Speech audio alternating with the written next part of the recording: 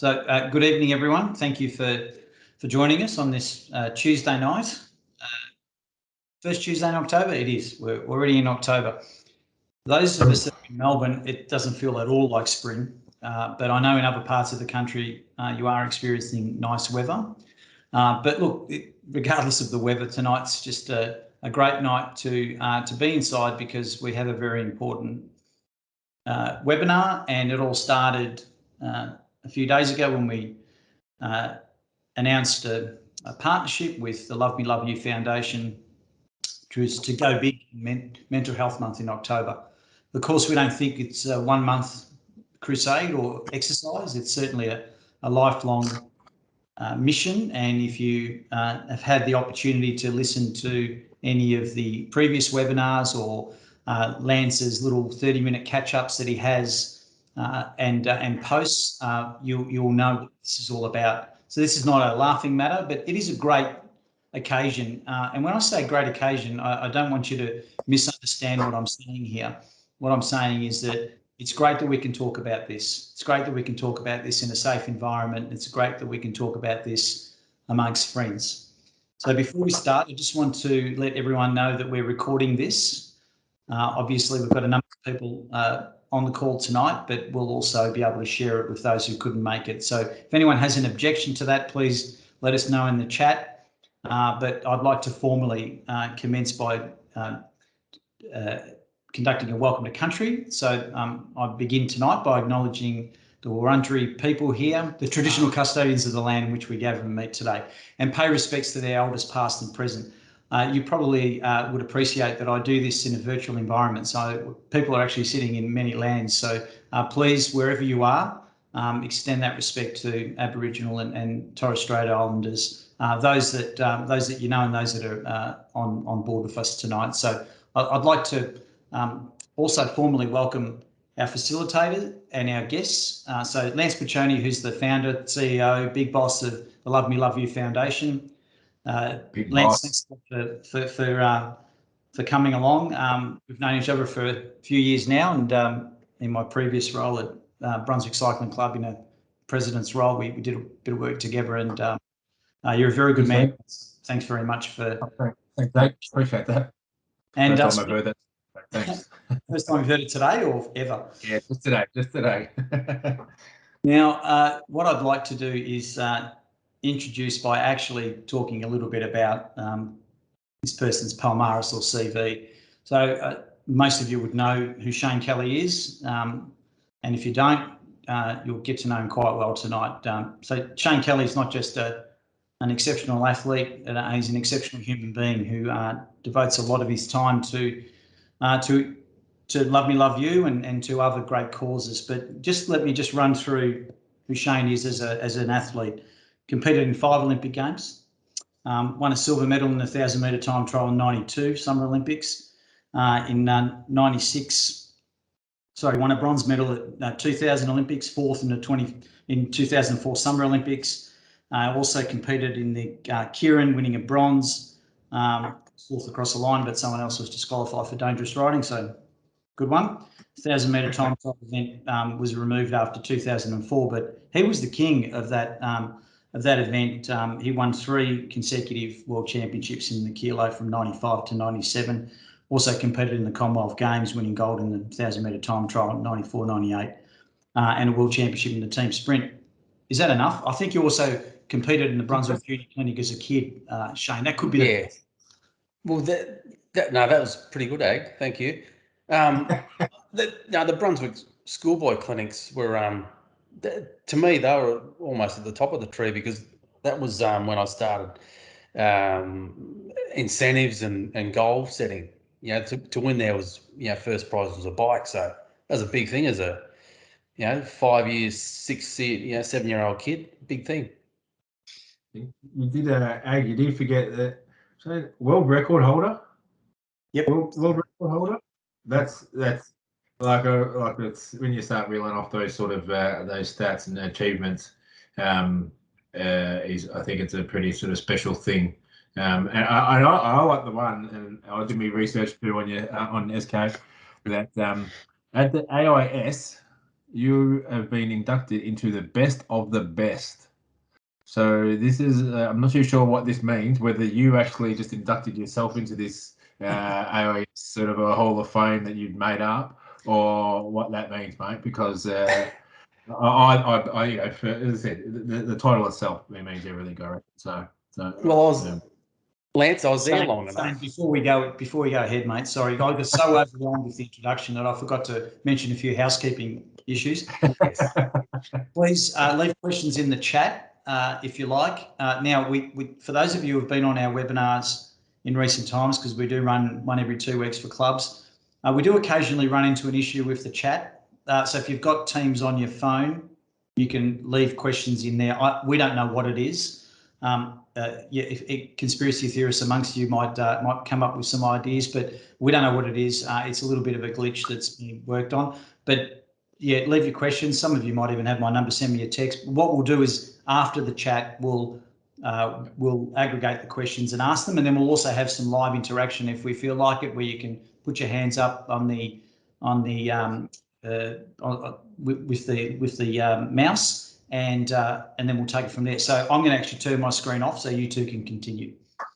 Beauty, here he is. Back to your best of the best, SK. What's this one, mate? Well, I was there long enough, Lance, AIS, nearly half my life. So, no, it come about. First of all, it was the 21st, it was 21 best of the best. Then it moved out to 25 best of the best. So that's where it stands at the moment. So, yeah, a bit of an honour to be a part of that great lineup of athletes, male, female, across many sports. So it's pretty awesome. It's amazing. It's amazing. And as I said, mate, hats off to you. And for those that do know, you're not a bad fella as well on top of your achievements. So it's you're better for knowing me. But it's we're honoured. When I spoke with Ag recently about obviously this campaign we've got for our Go Big for Mental Health Month and what we can do and trying to push a positive messaging. It's actually quite interesting for those that don't know. You were one of the first to actually get on board and help spread our good message at Love Me Love You, and this was back in 2015. So we go way back. Go way back. And I did. And one of my first conversations, because we do our Ride With Me, which we'll talk a little bit about later, but. You signed up and we got you going. I said, "Oh, can you come and do our Ride With Me? And it'll be amazing. It'll be awesome. It'll be such an experience." And I got you to ride down from Warrnambool to Melbourne with a bunch of guys and one girl at that event over 3 days, up and down hills and down the Great Ocean Road and all the experiences that come with it. So and they were a fit bunch too, Lance. You've left that out. I was in deep, but as as the ride was about, you're not alone. It's the support they gave me on those 3 days was pretty awesome as well. So great experience. And that's what it's come from then. I think it was about 20 odd that did that event back in 2015 to now that last year we had over 600 people all across the world in our virtual Choose Your Own Adventure ride, which we're sort of doing again in 4 weeks. But mate, I want to as we're going along, I also talk a little bit about the mental health world that we're living in. But I just want to work through being honoured. I'd feel honoured and from the relationship that we have, and looking forward to sort of many more experiences where you can take the absolute pee out of each other. But I think there's a mutual agreement of one of the most important things of what life's about, and that's family. I think that's a big one. And obviously you growing up at downtown Ararat, mate. That's correct? Ararat, mate. That's where I learned learn how to race and be competitive, and not just in cycling, but in all sports. Country towns. That's what you do. It's whether it's football or running or tennis or squash or whatever it might be. So great memories. Squash was your chosen sport back in the day, mate, was it? Well, I wouldn't say chosen. My mum played every sport there was, and I sort of followed it around as you do, and picked up the racket and Yeah, eye hand coordination is not too bad. It's all right. It's all right. Not just sitting on the bike rocking this thing. Mate, obviously going through that and growing up, you talked about the experience as a youth, getting into it. When was it? When was it the moment that hit and go, okay, this is my sport. This is where I'm doing, and this is where I'm going with it. When was it? I was about 8. Yeah. Wow. Yeah. I was and that's I raised the bar pretty high as an 8-year-old. We chatted briefly earlier with Ag about the Brunswick clinics. The incentive there was to race for a bike, and that was a big thing as a young kid. So I'd won. I think I won about 6 bikes, to be honest. Be greedy. Well, between me and my 3 bros, we picked up about 13. So it was it was a bit of a side business we had selling bikes. Of course you did. But that was when I first met famous Aussie cyclist Kenrick Tucker. He just got back from Moscow Olympics, I think, and he signed a little an autographed piece of paper for me, and that was it. I want to go to the Olympic Games. That's where it's at. Wow. And then, as you said, that was just after 1980, would have been. Yeah. Moscow Olympics. Or just before, sorry, it was just before. And then you 1992. Well, that's the thing, mate. What I used to do was, I'd calculate, I'd look at the years, the Olympics were held and how old I was going to be. Seoul, 88, I'm going to be 16, bit young. So 92, that's it. I'll be 20. That's where I'm headed. And that's again, as I said, I've raised the bar pretty high, but that's pretty well the mindset I had. Yeah. And then obviously a lot of sacrifices needing to be made to get to that point. Yeah. What was the things that you're like, okay, what could I have done differently? What could I have sacrificed differently? What was the thing that I had to give up to make sure that I was going to be the now 5-time Olympian? Yeah, well, probably the biggest one was family. Moving away from Ararat. I was 17, moved to Adelaide, where the national squad was, the AIS. Yep. And that was the only really pathway to get to where I wanted. So that was a choice. That was tough, leaving home, leaving mates, leaving mum and dad and brothers and everyone. But I knew that's part of it. That's what needs to be done. So that was the start of the journey. Yeah. And one, obviously leaving home, but then having to move to Adelaide, that would have been so for those people, for all the people that are living in Adelaide, awesome times. I've had to do it for a couple of years of my life back in the AFL days. So, but not to blame anyone, but it's all exciting there. And then, so from that time in the AIS, working into that first Olympics, this is like who coached Charlie? Yes, Charlie Walsh. Yeah. Charlie Walsh, was forever and a day, and then obviously got involved. He actually got involved with Adelaide Crows there when Craigie was coach. Yes, Neil Craig was around there. Yes, yep, yeah. Craigie was, I was involved with him for about 8 years or so, or 10 years. Yeah. And knowing that sort of skill, that silker person, that type of person.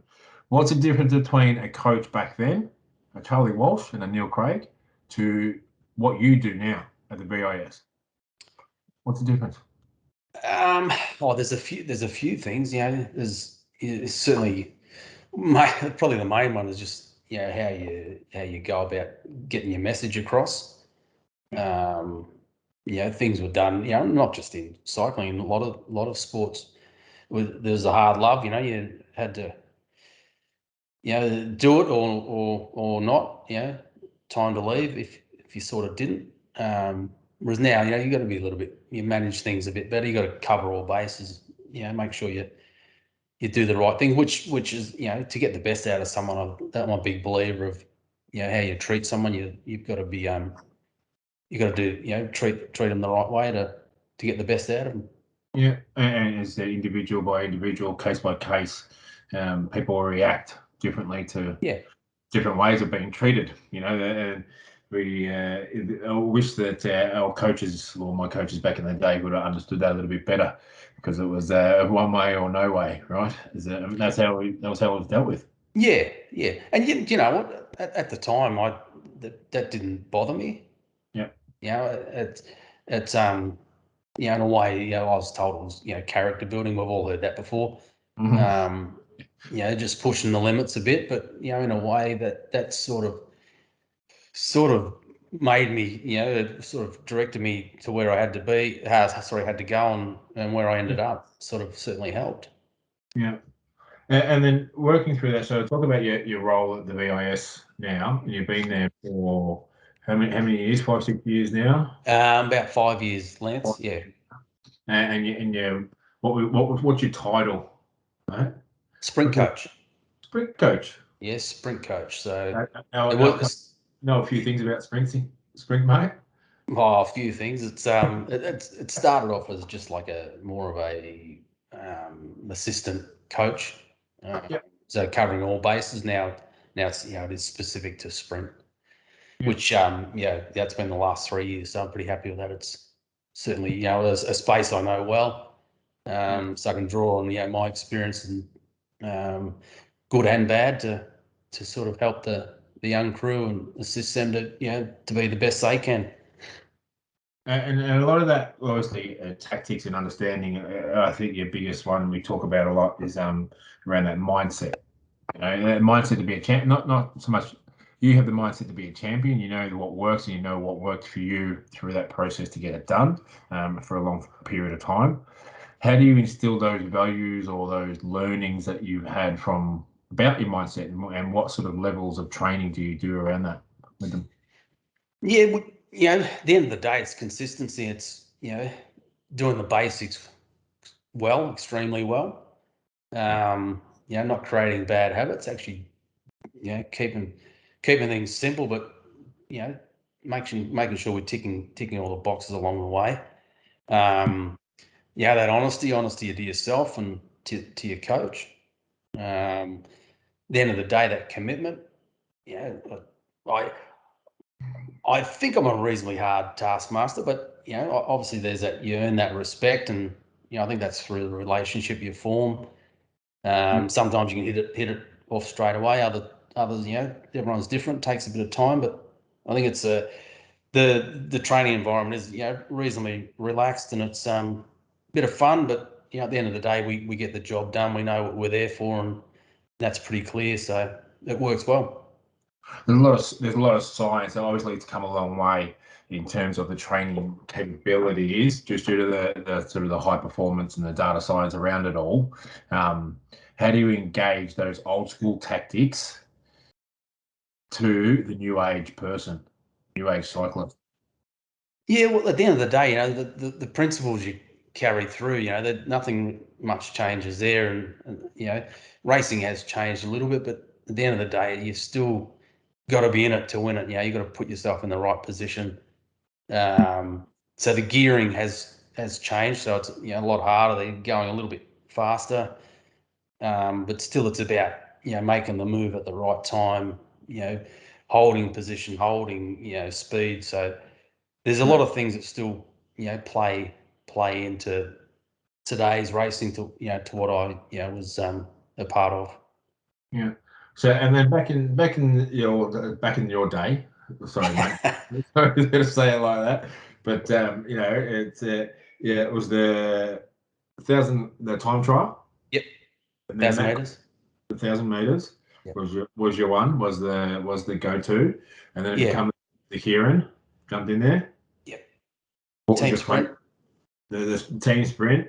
Well, cycling's not a team sport, mate. We'll talk about that anyway. So your team sprint, which came towards. But what was your favourite, the 1,000 time trial or your Kieran? Where'd you go? Oh, that's I did grow to love the 1K time trial.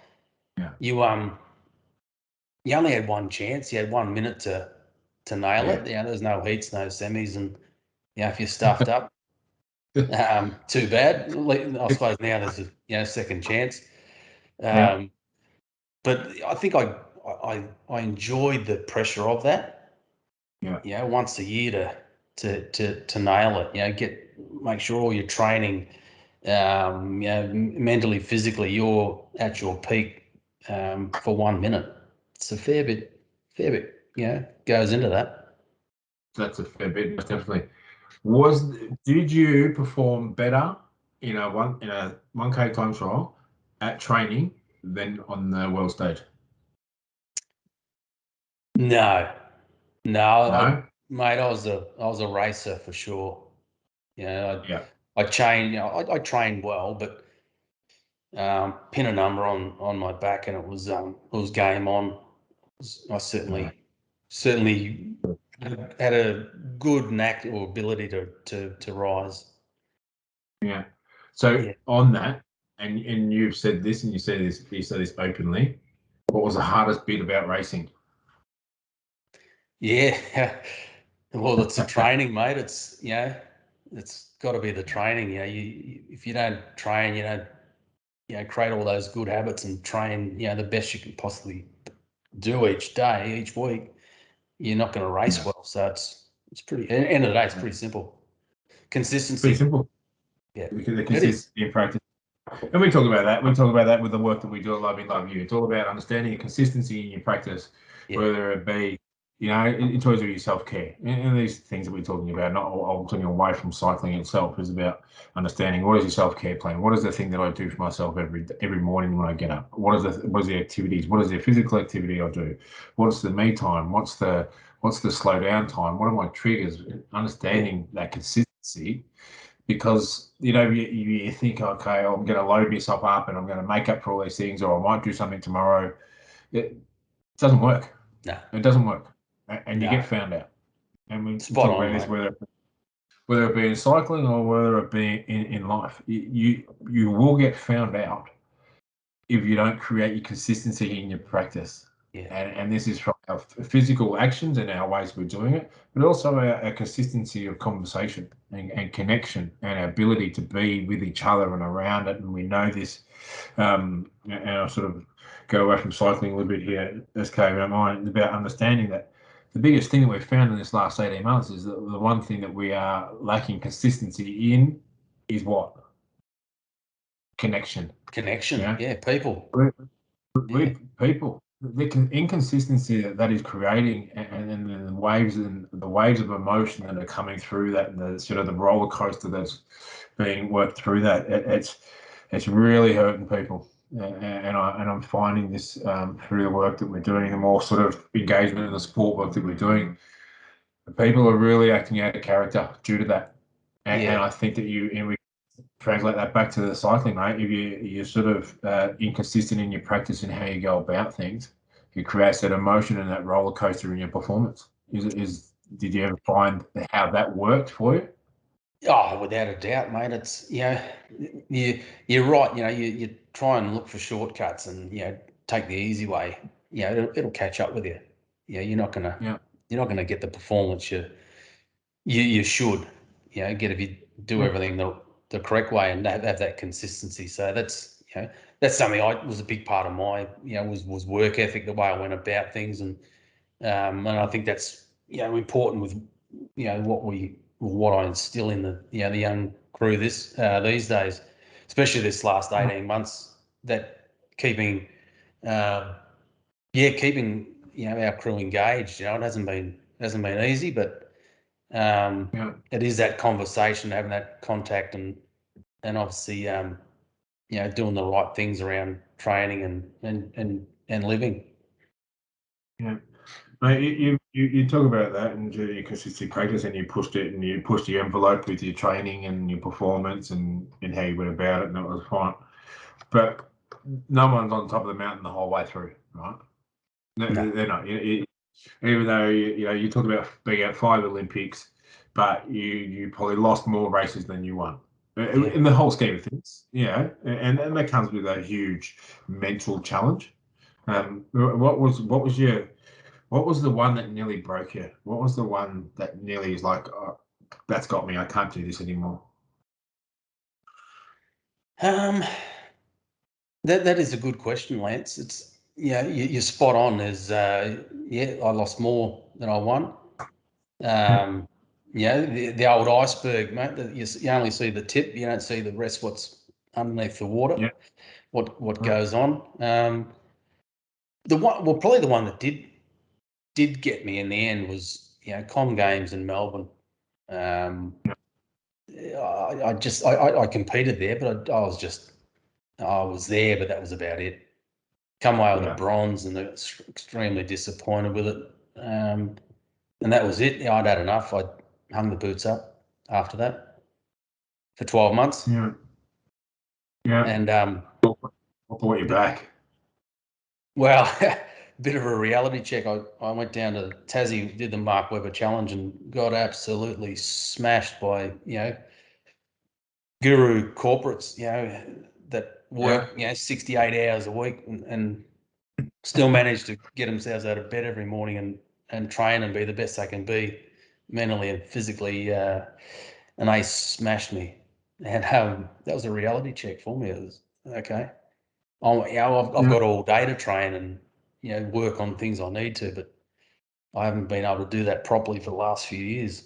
So that was it. I thought, okay, Beijing's it. I've got one last chance to do it right. Yeah, and come away with a medal in the team sprint.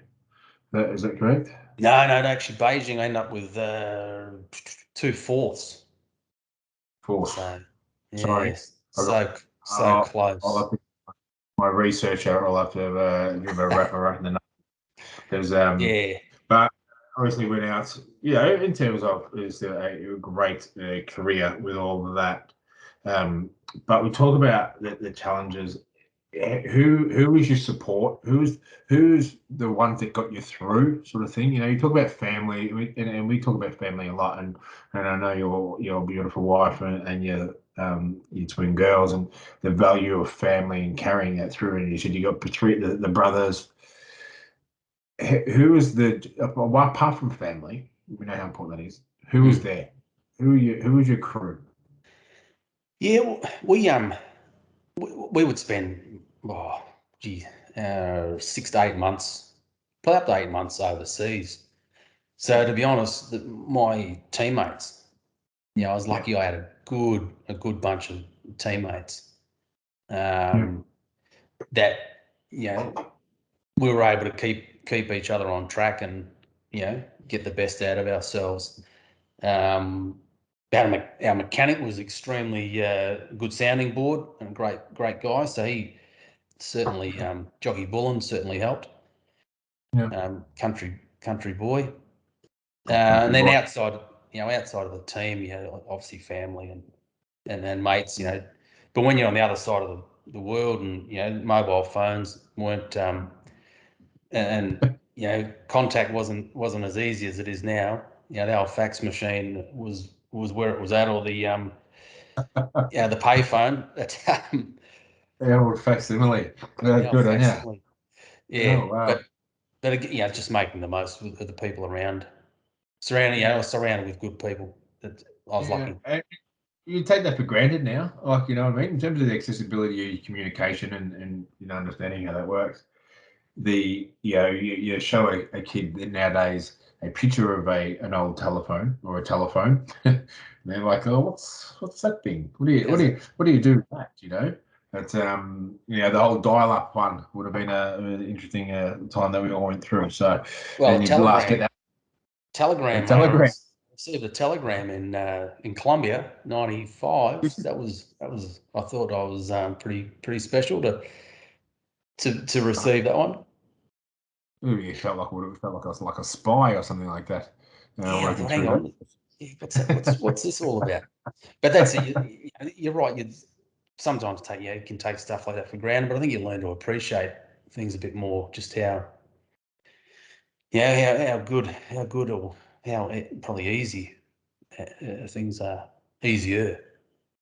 Yeah, you say that, and it's but you're easier, or you're sort of working your process of what right? And the process, obviously, these kids coming through, creating greater appreciation.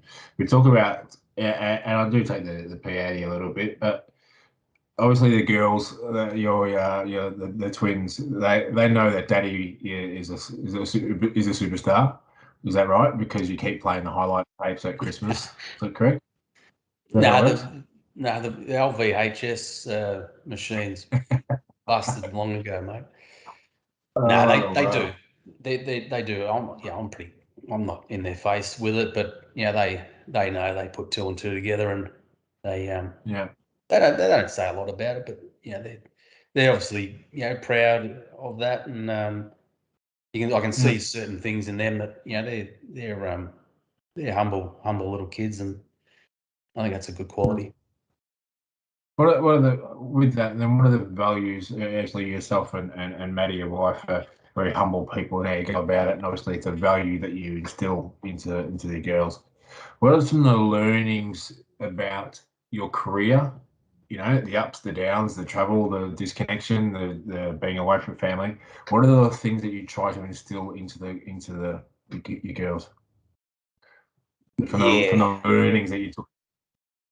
Oh, I think speaking from when I was a kid, being gracious in defeat and humble in victory. I think there's a big one. Just that honesty, just respect. It's an old one, but I think it goes a long way. Treat people how you'd like to be treated yourself. But I think just that respect and just being honest to yourself, to everyone else. So speaking of being humble and humble in your achievements, in your wins, what was your best ride? What was the one? What is the one that you're sitting back on the deck, mate? You put your feet up, and then that's the flashback that comes in. What was your best one? Yeah, I reckon it would be the three-peat of the kilo. Wow. It was the first time world champs had been on Aussie soil over in Perth. Yep.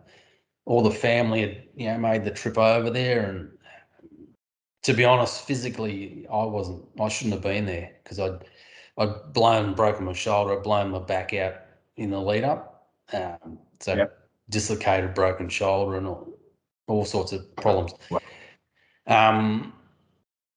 So I really shouldn't have raced, but I thought, the family, they all made a bit of an effort. I thought, toughen up, get on the track, see what you can do. But as I was driving to the track, there was a rainbow coming in. We were at the Vines Resort in Perth, and there was a bit of rain. There was a rainbow coming in on top of the track, and that's it. That's my sign. That's all I need. Rainbow. The rainbow got you. Well, it did. To win world championship, you get the rainbow jersey. That's part of it, and perfect. The end of the rainbow, there's gold. So that was it, and that's how it ended up. Wow. So I think that mindset, physically I wasn't ready, but mentally I was. You're in. And you said one number of the world champs that you won. Where do you keep all that? Where is it all? Apart from the bike that I saw in the Australian Sports Museum, is that correct? The bike that comes through, which is going to lead me into a question that we've got in the chat room here. The bike that's in the Australian Sports Museum, but where's the memorabilia? Where's all the jerseys, the medals, where's all that? Yeah, it's all. There's a bit in Ararat with Mum. There's a bit at home here. There's some in suitcases, in drawers. There's nothing really posted around the house. So I'll get my act together and get the I'll get the shed sorted out, I think, at some point. Get the shed sorted out. The SK cave. Mate, it leads me into this question. So Joe Mackey, I said that right. Can you explain the impact Atlanta had on you, and even now on how you coach? Yeah, good question. Well, it's I've only just gotten over that, actually, but no, that was obviously for me that was a big disappointment. It was it's been well documented. I was world champ, world record holder in better condition, the best condition I'd ever been in, and false start, pulled the foot, and that was it. It was all over. So I think I touched on it earlier. What I learned, what I was taught when I was a kid was how to deal with disappointment, and that was the first thing I thought about. Was okay, it's not the end of the world. Yeah. I can race again. I can, hopefully win again. And that's the way I looked at it. I was just extremely disappointed, but I had world champs 3 weeks later, which was for me was a good thing, because that's what I had to focus on and reset my goals and show all myself and others what I was capable of. Okay, it wasn't an Olympic gold, but it was 2 world golds. It was nice. It certainly helped. So that's a big thing I draw upon now is dealing with disappointment. It's unless you're injured very badly, you've always got another race to look at, and that's I think the best way to be is it's not the end of the world. Yeah, it's not, and it's right, and it is a sport, and in your career, that was the world, and you said you're working through that process and understanding it, and I think it's a big one that we talk into real life now, because there is a lot of disappointments. Right? There is an amazing amount of disappointments that are going on in people's lives. There's an amazing amount of joy and happiness and success and all that sort of stuff as well, but it's understanding how we understand our process to deal with it, understand our emotional responses that come from those physical experiences, and how do I work it through, saying, okay, this is happening. If you had said, you could have gone and played that victim mentality really easily, okay? I reckon really easily, and no one would have sort of said anything about it or done anything to you to say, okay, well, he's okay to be down, right? But that's not how we work. No, and you know what? I think the best thing, as hard as it was, the best thing I did was the media guy. He said, there's a ton of media wanting to chat. He said you can either front them or you can, choose not to. And I looked at him. No.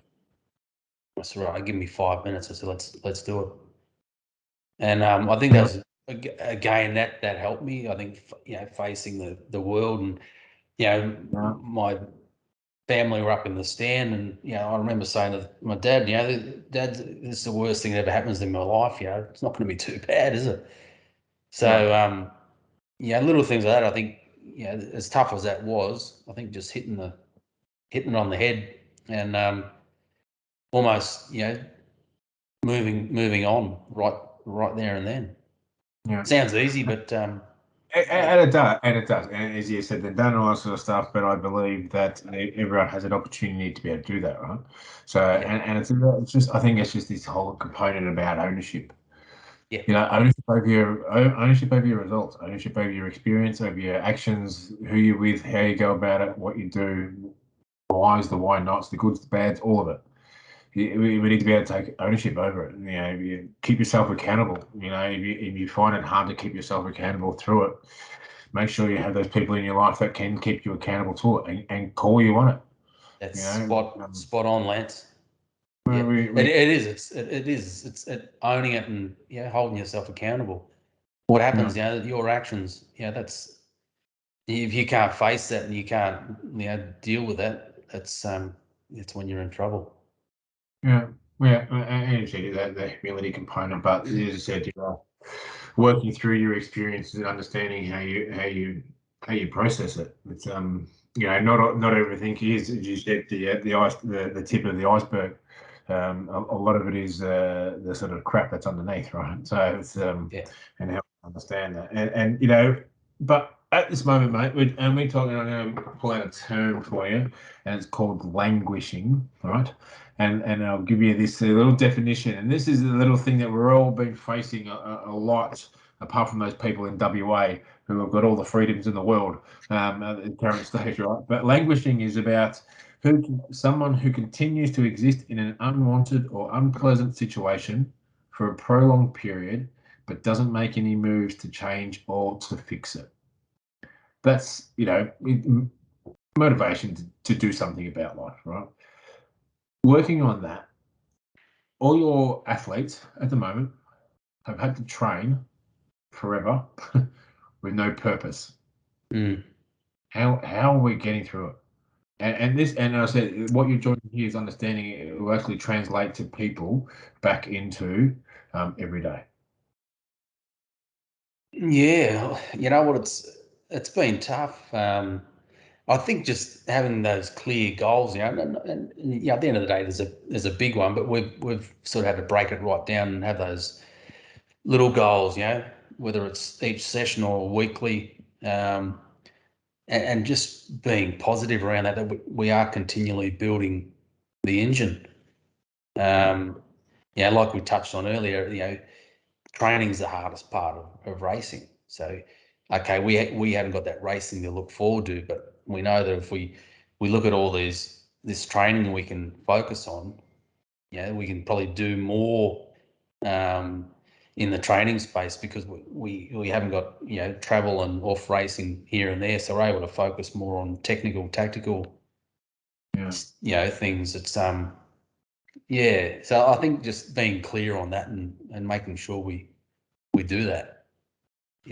But again, it's that with 18 to 20-year-olds, it's they think it's the end of the world, but because they're not able to race. And like I said earlier, racing for me was when I shone. So I do feel for the young crew, but I've just got to continue pushing that positive message that we are building the engine and technically, tactically, and hopefully when that light at the end of the tunnel does get brighter, we can smash them.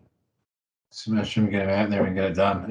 We spoke yesterday about that, and the fact that when they do open up, your VIS crew will be at the top of the podium more often than not. Hopefully.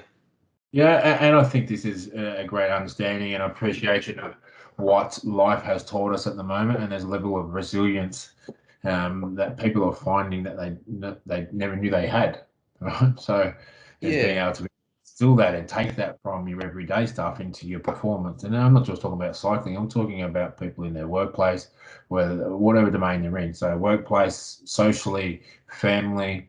Whether it be their physical training, they're actually finding ways of actually making it happen because you've got to diversify. And I know this from experiences around understanding how you diversify your process. Because if you keep doing the same thing, you're going to keep getting the same answers. You're going to keep, there's that definition of insanity.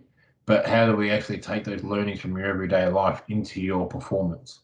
Yeah. And I think a big one, a learning curve that a lot of the young athletes or young people sort of having to work through at the moment. Well, I've got a question here is about what's your advice to young riders who may feel the last year has set them back? Advice. Don't have to be all don't go just deep, mate. I'm looking for an answer out the window. No, I think, I mean, like I said, it is tough. Without a doubt, it's tough. We think it has been the end of the world, but it depends on, I suppose, the age. The age is just a number, but I think what's the best way to put it? That light at the end of the tunnel will get brighter without a doubt. And I think if you've got that mindset and that just being positive, as soon as you let it get to you, you get down on it, and you haven't been able to train, haven't been able to do that. Like you said, Lance, you create those opportunities, and you create, if you really want to do it, you can do it. So I think they've just, whoever it is, the young kids, they've just got to be as positive as they can and create those opportunities to push through. We do a lot in this space around with the kids and understanding how do you keep driving without purpose. Right? And purpose is usually driven from of wanting to achieve the game, like through the whole playing process. We talk about our club sports and all that sort of stuff, or whether it be your sort of individual events that you're going through. So you're doing all this training, you're doing all this process, and then there's actually nothing that you're getting towards. But as you said, I think it's about understanding how we simplify it back. Yeah, strip it right back. You talked about at the very start. Right? It's about stripping it right back, keeping it simple in your process, keeping it simple in your training, keeping it simple in your thing. Achieve, and you get that to that sort of end goal. When you said that that light at the tunnel will become brighter. It will. Yeah. We're stuck in this world forever. But it's being able then to actually make sure that it's not just what I'm doing for my training. And I keep saying this, and I'm driving a message really hard here. It's not what I do with my training. And a coach once told me this. He goes, "Your performance is not what you're going to get from what you do on the track. It's what you're going to get from what you do off it." Does that make sense? So it's what I'm doing away from I played AFL for 8 years. Well, I was on an AFL list for 8 years as K, right? I wouldn't say I really played. I'm still waiting for Hall of Fame invite, but anyway, keep moving residence, so I'll use that as an excuse. But it's about what you do off the track. It's what you're doing away from the track. It's that sort of engagement in terms of your mindset stuff, or whether it be nutrition, your hydration, your process, even how you're going about it with your education or your workplace, or your family relationships or your friend relationships. That's what's doing that actually gets you your real performance in terms of your consistency, as you spoke about before. Yeah. Yeah. Well, that's spot on. There's we might train for 3 hours. There's still that 21 hours in the day. That, as you said, you got to do things right. Recovery, sleep, refueling, rehab, or injury prevention. There's so many things to look at, and that's not just in the elite sporting world. That's in life in general. How you carry yourself and how you get the best out of yourself. I think that is a key for sure. We continually drill that message that there's after training, then you got a lot of time to work through as well. Yeah. Mate, another question for you here. What advice would you give the athlete of today dealing with the pressure, given media is so much more intrusive? Yeah. It is. Whether it's Instagram, Facebook, so many different platforms, and it's a hard one. You can't just say turn it off. Yeah. Well, I'd like to, but it's I think you just got to be smart about it and just try and limit the exposure or what you read. And again, that's easier said than done as well. I'm just glad I wasn't exposed to the times of today with what's around. It's because there are a lot of nasty people that can really get under your skin, and that's the thing. If you're not thick-skinned or just brush it off, it can really get to you. So I think it's just trying to sort of monitor, as best you can what you take on board. Yeah, that's a big one. Like, go back to it. Obviously going through Europe with all the cycling, the press and the media and the attention was huge back then. So not maybe less so back in Australia. Yeah, correct. Yeah, correct. Yeah. In the media. I remember when I was in Adelaide, the 2 years that I was there, when I was sort of playing footy, mate, we had one person. We had one media person, a bloke called Michelangelo Ruccio or something. Yeah. He was the one person. And I think he covered all sports, but he was one person that covered footy, right? Busy man. Busy man. So this is 98, 99. Today, in terms of accredited people, accredited journalists or media people, in terms of with the AFL alone, and talk about from the AFL point of view, there's something like 3,000 accredited journalists in that. Back 10 years ago, 20 years ago, mate, you would have been lucky to have 50. You know, the whole across it. So it's just crazy intensity. And you talk about the different platforms now with social media and all that. Yeah. It's not as easy as saying just don't access it. No, it's not. It's tough. And that's the hard one. No, you can't go anywhere or do anything without, especially if you're in the limelight, a sport that is in the limelight, you've got to be very careful how you carry yourself. And and I think that's one thing I learned was to be, okay, I didn't have, to what the AFL has, as far as media interest, but I certainly had to be smart. You had to play the game well, not be not be a dickhead. The no dickhead policy. That's the old policy. It's as simple as it seems, but for some people it's a lot harder to do, right? So, another one about importance of positive parenting. Like as you said, you instill those values and those morals with your kids. How important is it that they see you carrying out your experiences? You know what I mean? Like sharing your experiences, or creating that sort of respect and honesty in your life. Oh, it's very important, but again, I think it's that consistency of it. Having twins, that was something from the word go. We had to be consistent with our message and and stick to it. I think that's important, whether you got twins or not. I think it's just those values and that just that honesty, to be the best you can possibly be. You just got to do things right and own it. Own up to your, like you said earlier, own up to your whether it's a mistake or something good or something bad.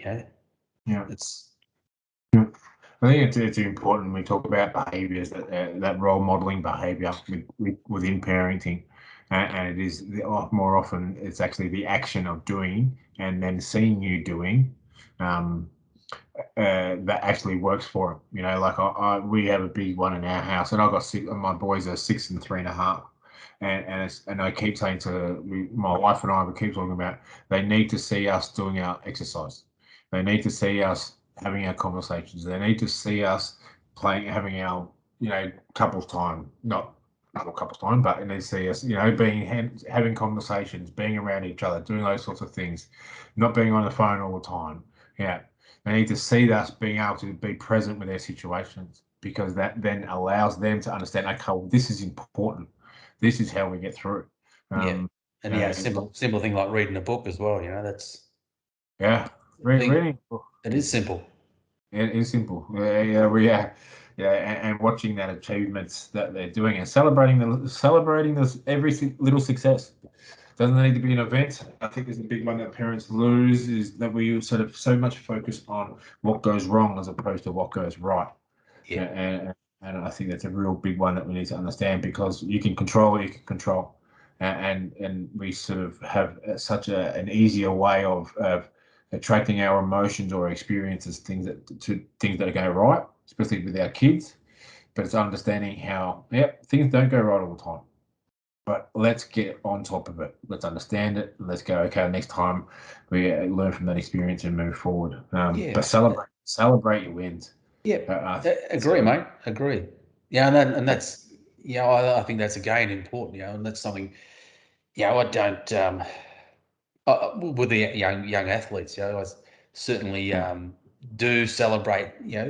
Not you don't want to pee in their pocket too much, but you certainly celebrate good things and pick up the little things, but hit it on the head and then move on. Don't dwell on it. Don't just keep harping on it. Just celebrate the good things and move on. That's a good way to do it. Way to do it. But it's sometimes easier said than done, right? So next one here, mate. Got a couple more. How do you break bad habits and put strategies in place not to return to the bad habit? Oh, wow. Well, that's yeah, it's frustrating, you know. It's a process. Yeah, I think it's just continually, you know, hammering that positive message, you know, or that good habit. You know, I feel like I sound like a broken record, but I think the good thing is, you know, getting someone else, you know, getting maybe, you know, one thing I've done and it's worked well is a former athlete or someone that's well respected. You know, last year we had when lockdown first sort of happened, we went through a period of months where we'd pick a speaker and like a good speaker, you know, and get them to share their experiences and that positive mindset and that how they overcome obstacles, and you know, and I think that hearing it from someone else certainly helps as well. I think we did that extremely well. You know, we had former VIS athletes, you know, Olympians that have gone on to be successful, you know, lawyers, whatever, you know, it's just sharing their journey and, you know, that positiveness like that, but that consistency, like we keep going back to. Yeah. And we talk about this, and and for those that don't know really my story, and you know my story, SK and Ag and everyone else, you know, substance abuse was a big part of my life for a long time, from when I was 25 to 31, and which is, you know, one of the ultimate bad habits, right? So how do you break strategies? And we talk about bad habits being harmful coping strategies. And this is what we do. We don't go into these habits and do these things that are not good for us because we know they're not good for us. And think, oh, well, I can distract myself because that could be fun. You get into these things and it's a masking agent or whatever it might be to work through your process. But for me, you know, substance abuse was a big part of my life for a long time. And the strategy is about understanding how to not return to that bad habit or return to that harmful coping strategy, is understanding what your positive triggers are. What is the things that keep you accountable to you and consistent? You talk about it before, SK. Your consistency in practice is the biggest one. Consistent, understand what is it that makes me feel like this? Why am I feeling crap? Why do I feel? What am I doing this behavior for? What am I doing this bad habit for? Am I actually, is this habit now a normal behavior? If that habit becomes your normal behavior, and you tell that lie often enough to yourself, it becomes your truth. And then you're in it, you're done, you're stuck, your feet are done, blah, blah. And it takes sometimes it takes other people to pull you believe it. Yeah, you believe it, and you start working it, and you live it, and then you're done. That's it. You do it enough times, and you do it enough times, and you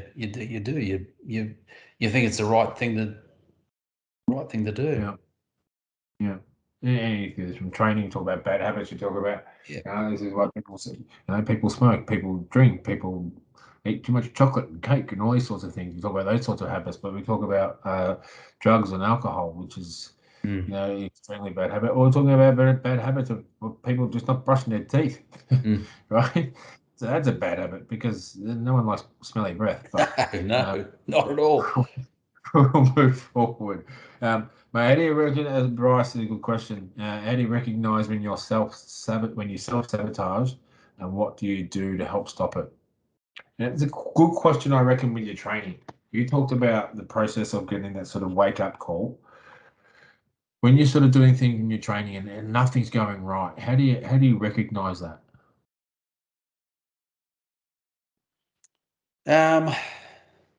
Well, you'll see your performance really, drop. Yeah, I think that's the first one. Yeah, mentally you'd be flat. You'd be a bit flat. You're not that what do you call it, the confidence. Yeah, I think for me that was one of the apart from winning, what I got the most out of it was just being quietly confident that I was I was a fit dude. I was strong. I was fast. Take winning away from it. I think that was the biggest thing I took from doing what I was doing. So, and that's that confidence, that self-belief. You start losing those things, Lance, and then it's tough. You know that. Yeah. With your training and all your performances over such a long period of time, did you keep yourself accountable in terms of like reporting from your training or how you felt from training? Was there much journaling or something like that? Like, how was that? What sort of accountability tools did you use? We had people. No, I had a big mirror, mate. I had a big mirror that I stand in front of. Get those quads, get those thighs in there, mate. They would have had to been a huge. Hey. No, I think I certainly kept track of what I was doing. Just to have record of myself, to revisit and look at what worked, what didn't. I think that's important. Okay, I did that week. I did 1,000 Ks. I might have lifted 2 houses. And all. Just being accountable. For what else was going on at that time as well. Just so you understand that, because a lot of stresses in for whatever it might be. Whether it's training or life in general. So just being aware of all those things, I think is important, because it does affect how you think and how you perform. Yeah, I think this is a big one that we talk about, is keeping that accountability component. We talk about people with our physical activity or our performance like that. There's all the records, there's all data, there's analysts that are doing the whole thing, in terms of your teams or your sports. But as an individual with our mental health, I talk about this as a way that we do this, is understanding that you need to keep your own data. All right. And you talked about this before. Okay, what is it that I did that week? And understanding, being able to look back on those certain experiences. And we talk about this as in terms of our mental health component, your accountability. So we have a thing called a matrix, right? So there's a level of 0 to 10 talking about, and I know other people, they use a continuum sort of thing, but understanding the relationship between mental health and well-being. So mental health, 0 to 10, 0 high risk, 10 flourishing. All right, that's in everything in between, and we're all on that spectrum. And we're all in that sort of any different sort of result. Then there's obviously well-being, poor well-being to high levels of well-being, both emotional and physical. It's about understanding how we keep our scores of ourselves as we're going along, and what our activities were that made us get to that point. And I think, as I said, it's consistency in your practice. We keep bringing it back, right? And as I said, it does sound like a broken record, but it's true. It works. It is very true. Consistency in your practice to understand, okay, what did I on Friday? I'm going to sit down and say, how was I done this week? Blah, blah, blah. What did I do this week that made me feel like that? Understand it. Bang. So that when, shit is a fan, say in 2 months' time, you go, okay, well, what are the things that I was doing that made me feel good? I can look back on that. I can keep that working through. And I think that hopefully answers your question, Bryce. But recognizing, keeping it to write journaling stuff down. Keep a logbook. Keep a logbook, not just for your car and for tax time. Keep a logbook of your own in terms of performance. And I think if you align your agenda with that, we're going to be much better off as a community moving forward. So and that belief, mate, I think keep talking about belief. I was only just talking about this today. Talking to an athlete, my training was a little bit odd. If you look at a little bit odd. If you look at it in athletics, fits the athlete really. If you look at in athletics, like a 200-meter runner doing marathon training, you wouldn't do it, would you? That's silly. That's basically what I was doing. But at the end of the day, I believed in it. Yeah. At the end of the day, I believed in it, and I believed in the people around me. And that okay, it's not going to work for everyone, but it I became world champion because I had that belief. Yeah. Again, easier said than done, but it's easier said than done. It's a good start. Yeah, well, it's burn those filler as calories, and you've actually jumped those calories back into life, mate. It's working it through, as you keep saying. You're still in recovery mode, and it's 13 years on. So, but mate, it's the whole. Any words of wisdom before we go? Yeah, I keep over your left shoulder. Yeah. There's now the other one, mate. Sorry, the lion. The lion. The colour of courage.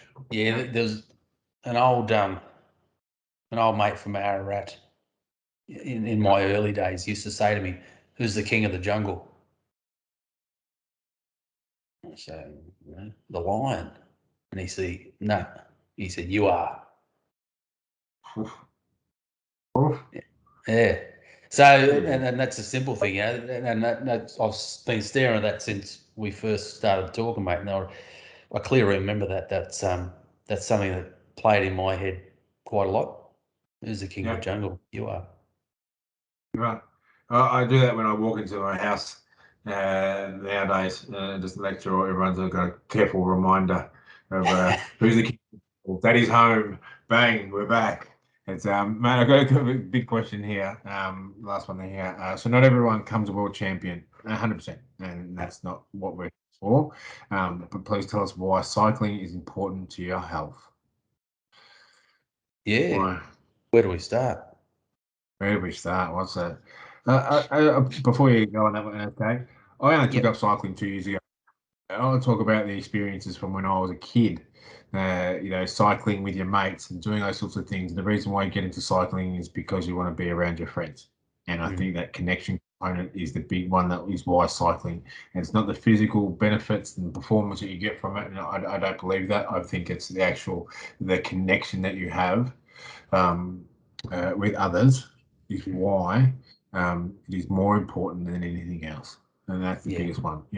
My one from a kid, I bring it back to that I had a signature Shane Kelly helmet when I was like 12, 13 years of age. I thought, wow, how good's this life? And I remember this from when we first reconnected many years ago. But to right now, like I hadn't cycled for a long time, apart from when I was at footy, but I have got into it recently in the last couple of years and have enjoyed and embraced the idea of, I love the physical component and testing myself and challenging your headspace and putting your mindset into a position of pain and hurt. And that's me as a person. I like it. But the connection of cycling with others, and you'll appreciate that as well, Shane. Yeah. Oh, without a doubt, Lance. It's just that connection that those mates that are out there, the freedom. Yeah. There's nothing better than pushing it hard. Whether it's down a hill or along the flat, and there's just that freedom and that space. Okay, pick where you ride, obviously, but that's what certainly does it for me. Just that adrenaline, gets things pumping, and I love it. I don't do as much as I should, but when I do it, it's it is an addiction. I love.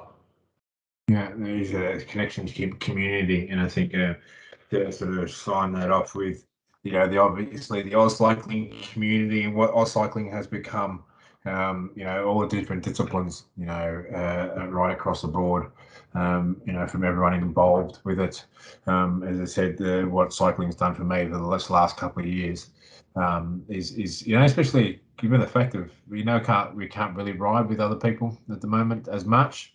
But being on my trainer and all that sort of stuff stuck in the garage because lockdowns and everything that comes with it. But I think as a community, we need to keep looking out for each other, making sure so with your people checking in.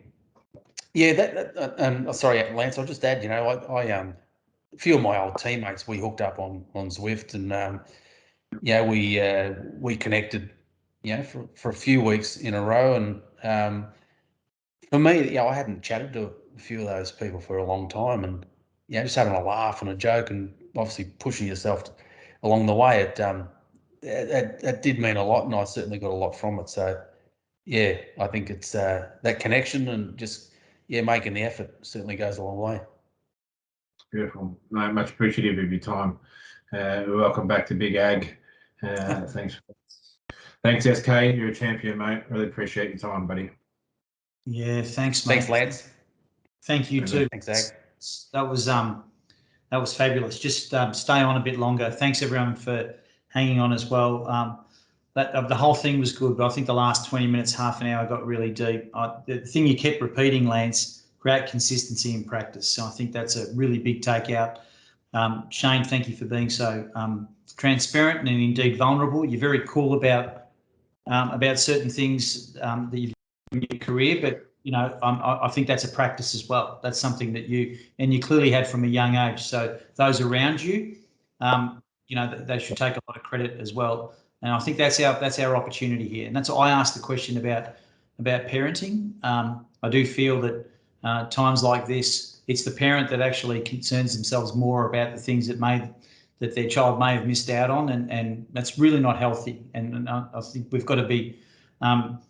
I've heard Lance talk about being toxic positivity, that can be bad, and I get that. I absolutely positivity. That you don't just make up I'm always good, but I think we do have to look at things and say we can address things and we can create different habits. So and to finish off with why the bike's so good, I mean that's indeed the most important thing. We go out on bikes because we love it. And Shane, I'm not going to embarrass you, but you did a video in 2017 to promote Ride With Me, and you did it in front of the Brunswick Velodrome, and it had been off the back of very personal loss that you'd had, and the bike is a way to express yourself and to do what we're doing, and as in raising awareness. But I know that Friday morning, for example, I've got meetings. I'm not starting until 11 because I've just had such a big 6 months. I just want to go for a ride, and I don't particularly want to go with anyone. I'm just happy to just go out for a ride because I know how I feel, so I preempt it. So yeah, just thanks so much. Lance Rooch is now working at Port Adelaide. So talk about showing yourself. Oh, wow. Yeah. So for many years there was suspicion about that some people, Port Adelaide supporters Steve Barrett for Adelaide, and Adelaide supporters thought he barracked for, the other way around, but he ended up at Port. He still is there. Thanks for your insight on social media. Very important too. In fact, I tweeted this morning, it's going to be a good day because Facebook was down. But it came back up, unfortunately. Facebook can be good for bringing out the worst in people. Finally, I want to say thank you to Steph. If you can show your face, Steph, because the whole mental health month and the idea around it and connecting with you guys was Steph's idea, very passionate about it. Steph's made the point a few times to me that she doesn't ride a bike. You don't have to ride a bike to work in an organisation like ours. You have to love sport, though. You have to love the effect it has on people. And Steph looks after our club development and does a lot of work with clubs. And so we felt this was important. So I'm glad we were able to deliver it. And we've got another one in 2 weeks with Hannah McDougall as well. So I'm very excited about that. And when we get to 2 weeks' time, you're going to be even closer to Ride With Me. I just checked before. Ride With Me, that everyone knows, is from October 30 to November 2. I think you've got 391 fundraisers at the moment and about 90 that's been raised. So what are the goals for that, Lance? What's the target? Our target is to have 600. We beat last year. We're always competitive in what's going on. We had 600 participants last year and raised close to $300,000. So if we can get close to that, it would be an amazing achievement. I think the whole choose your own adventure. We've had last year had people all over the world. As far as we had a team in South Korea, I think it was, not North Korea, because I don't think they ride bikes over there. South Korea were in there. People from India, through Canada, America, England, through Europe, and more importantly, our people in Australia that support our message of never alone. And I think that's a big one. What it does, the event does, it creates conversations, and more now than ever, we are needing those conversations and being able to check in with each other. And that's what we've done tonight. So thank you. Thanks very much for giving up your time. We know time is precious, but I know how important it is to you both. And so thank you. You're very kind. Thanks everyone for joining in, and yeah, we'll share this recording on our next newsletter, and in 2 weeks' time, we'll be back with Hannah. So thank you and good night, everyone. Thanks a lot. Beautiful. Appreciate it. Thank you. Thanks, SK. Good on you. Good work on cycling. Pleasure. Thank you.